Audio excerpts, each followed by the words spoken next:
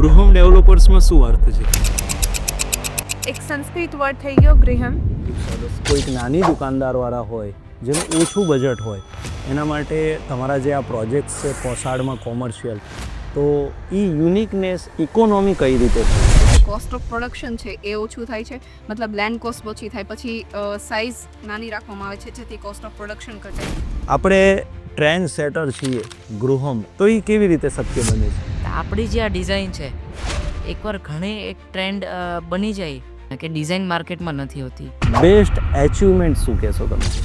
કસ્ટમરનો જે satisfaction ratio છે એ શું છે એ બહુ મેટર કરે. તમે ચોપડીઓ જે વાંચો છો તમારી લાઈફમાં ચોક્કસ કામ આવશે. આ જે કલ્ચર બની રહ્યું છે, આ કલ્ચર તમારા જેવી દીકરા દીકરીઓ અત્યારે કંઈક અલગ કલ્ચરમાં છે, શું તમે સંદેશ આપવા માંગો છો? નહીં, આ બુક રીડિંગથી ઘણો બેનિફિટ મળે.